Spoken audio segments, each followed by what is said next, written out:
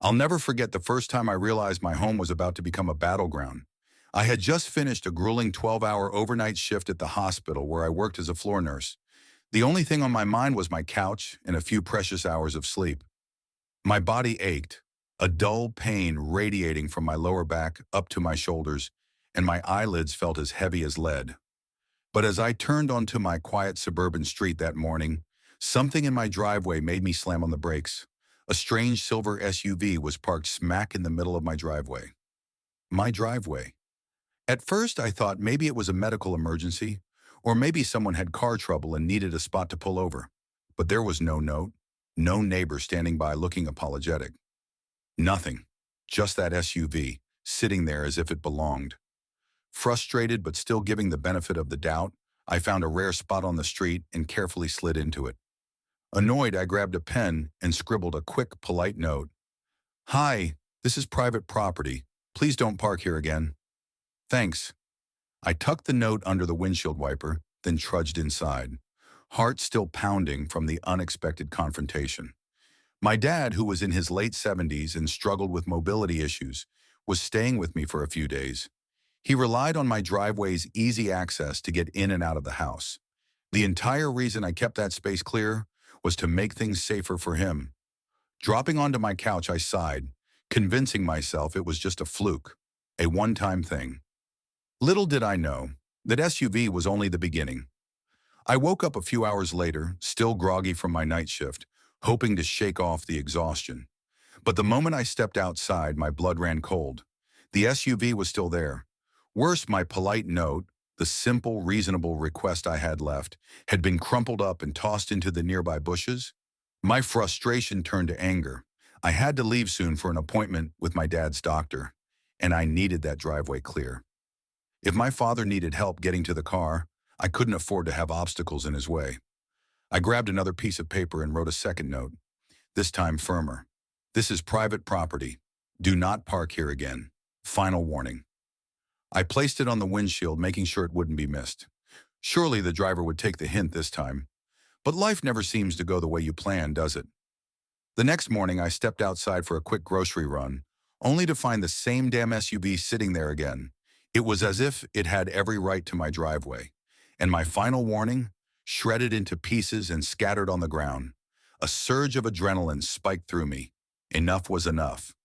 Who the hell did this car belong to? A neighbor's friend? A stranger who thought my driveway was public property? I decided I wasn't going to play nice anymore. That morning, I stood outside staring at the vehicle, weighing my options. Could I legally have it towed? Would that start an all-out war? I was so deep in thought that I almost didn't notice the figure stepping out from the house across the street.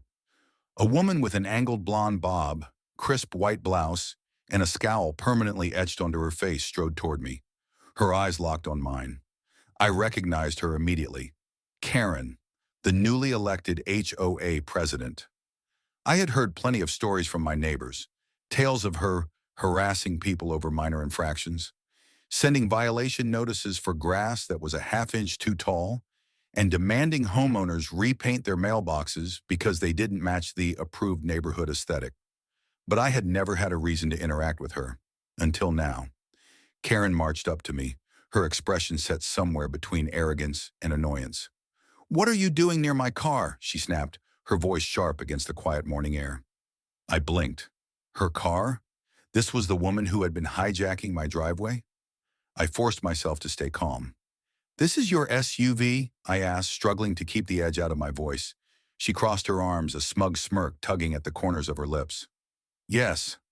Street parking in this neighborhood is ridiculous, and I have important HOA business. So I use your driveway sometimes.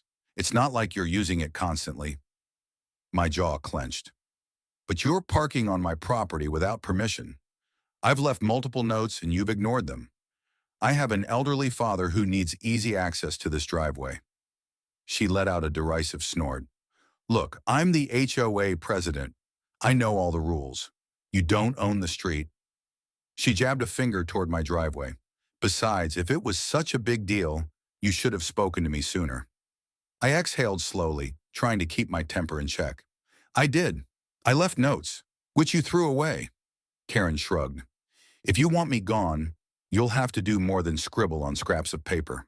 With that, she climbed into her SUV, slammed the door shut, and sped off, her tires squealing against the pavement. I stood there, my fists clenched at my sides, watching her disappear down the street. So this was the HOA president, and she had just declared war. For the next few days, Karen actually stayed away. I thought, for a brief moment, that she had finally gotten the message. Maybe she realized how serious I was. Maybe she understood that my driveway wasn't some communal parking space. My dad was relieved. He no longer had to worry about precariously maneuvering around some stranger's vehicle just to get in and out of the house. But peace never lasts, does it? Less than a week later, after yet another exhausting hospital shift, I pulled into my street and immediately felt my stomach drop. Karen's SUV was back. Only this time, she had parked so aggressively that she completely blocked the ramp I had installed for my dad's walker. If there had been an emergency, if my dad had needed to leave the house quickly, we wouldn't have been able to get him out. My exhaustion was replaced by pure rage. This wasn't just rude anymore. This was deliberate. I stormed across the street, my heart pounding against my ribcage as I hammered on Karen's front door. The porch light flicked on. Moments later, the door swung open, revealing her standing there with a smug, almost bored expression. Her eyes flickered past me toward her SUV, then back to my face. "You again." I took a slow breath, forcing my voice to stay even. "You blocked my dad's access ramp." Karen rolled her eyes the same way someone might if I had complained about a missing package, not a serious accessibility issue. "Your father can just walk around it." She waved a dismissive hand. "Let's be honest, you're making a huge deal out of nothing." I felt my fists tighten in my sides. "He's elderly. He uses a walker. That's not nothing." "Move. Your car." She let out the biggest, most exaggerated sigh I had ever heard. "Fine." But then, as she stepped back inside, she threw me one last parting shot. "Just know this. As HOA president, I can make your life very complicated if you keep harassing me." And with that, she slammed the door in my face. A few minutes later, she finally moved her SUV. But I stood there in my driveway, staring at the oil stains she had left behind, my stomach churning from her thinly veiled threat. The next morning, my dad's home nurse came by for a scheduled visit. We were in the living room discussing his medication changes when I heard a loud thud outside. Frowning, I got up and walked to the window. Karen was outside, pinning something to my mailbox. I immediately felt a surge of unease. I hurried outside, confusion quickly turning to anger when I saw what she had posted. A bright pink notice with bold black letters, HOAVIOLATION. My breath hitched. I grabbed the paper and scanned the ridiculous claim. It accused me of storing hazardous materials in my driveway. Hazardous materials? I glanced down. The only thing on my driveway was a small oil stain, one Karen's own SUV had left behind. I spun to face her, still holding the paper. "You can't fine me for something you caused." Karen crossed her arms, smiling like she had already won. "Watch me." I clenched the violation notice in my fist. "That stain is from your car. You." She cut me off with a condescending wave. "It's your property. You're responsible for keeping it clean. End of story. Fix it by next week or face a fine." My hands shook with frustration. My dad's nurse stepped outside, glancing between the two of us. "Is everything okay?" she asked, concern evident in her voice. Karen shot her a glare and walked away without another word. I stood there, fists clenched, watching her retreat. That was it. Enough warnings. Enough notes. Enough arguing with someone who had zero respect for me, my father, or my property. Karen was escalating this, so it was time for me to start playing by the rules. I went inside, grabbed my phone, and dialed the number of someone I hadn't spoken to in a long time. After a few rings, a familiar voice answered. "Dan, hey, I need your help." Dan was an old friend from college, someone who just so happened to be a lawyer specializing in property disputes and HOA conflicts. I told him everything. He listened in silence, then let out a low whistle. "Jesus, this is textbook trespassing. She has zero right to park in your driveway without permission, HOA president or not. Next time it happens, you don't argue. You don't warn her. You have her towed. I hesitated. But she's the HOA president. Dan laughed. HOA rules don't override private property laws, and if she's threatening you, that's harassment. Keep records, photos. Write down every time she parks there. If you have proof, calling a tow company is completely legal. As I ended the call, I felt something I hadn't in weeks. Relief. For so long, I had been trying to reason with Karen, trying to be polite, trying to handle this rationally. But she had made it clear. She didn't care about reason. She didn't care about what was fair. She only cared about power.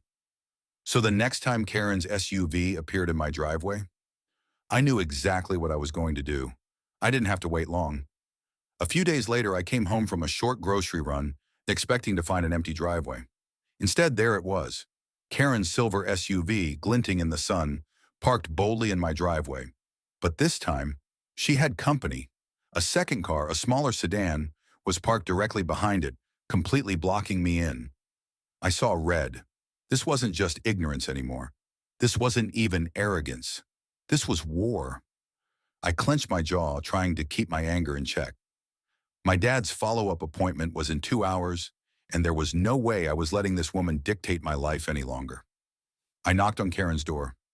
No answer. I called out her name. No response. She was either ignoring me or wasn't home, but either way, I was done waiting. I pulled out my phone and dialed the tow company. Hi, I have 2 unauthorized vehicles on my property that need to be removed. They recognized my voice immediately and chuckled, remembering my last call. She's at it again, huh?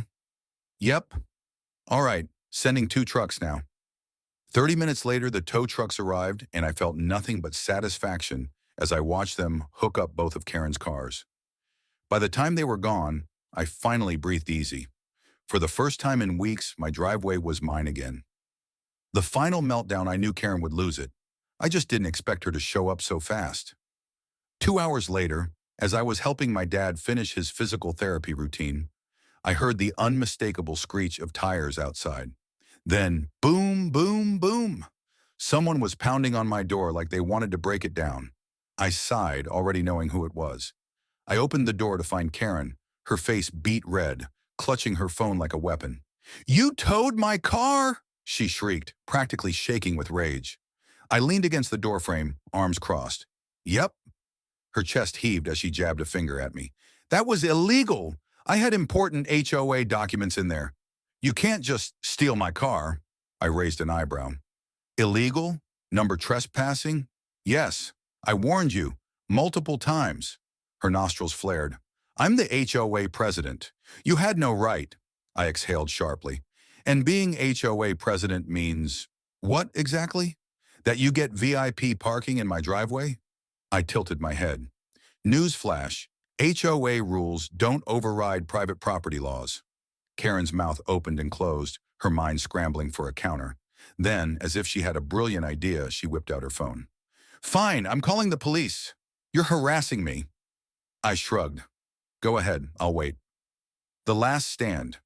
15 minutes later, the same 2 police officers from before arrived. Karen ran toward them like they were her personal security team. Officers, thank God you're here. He had my car towed. Again, this is theft. The taller officer, Reynolds, sighed. Ma'am, slow down. What exactly happened? Karen pointed wildly at me. He took my car. I had important hoe business. He's been harassing me. Officer Reynolds turned to me. Sir, did you have the car towed? I nodded, holding up my phone.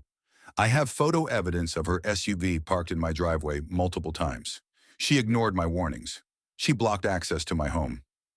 Officer Reynolds barely looked at Karen before saying, Ma'am, a driveway is private property. He has the legal right to remove unauthorized vehicles. Karen's face went pale. Then it twisted in rage. No! I'm the HOA president! That can't be right! The second officer, Martinez, let out a tired sigh. Ma'am, that doesn't give you the right to park wherever you want. If you want your car back, you'll need to pay the towing fees. Karen gasped so dramatically I thought she might faint. Pay? You expect me to pay for this? Officer Reynolds crossed his arms. That's how towing works. Karen shook with fury. This is a conspiracy. You're taking his side. Officer Martinez narrowed his eyes. Ma'am, you called us for illegal towing, but if you make another false report, you could be charged. Karen's breath hitched.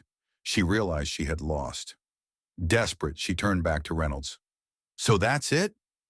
You're just gonna let him get away with this? He should be arrested.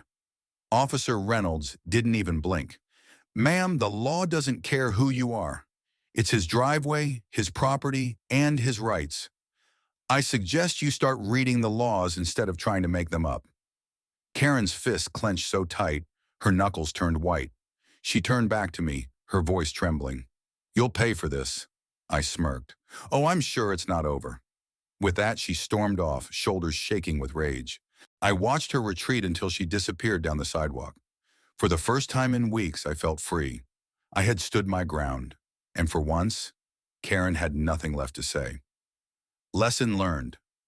For about a week, Karen avoided me completely.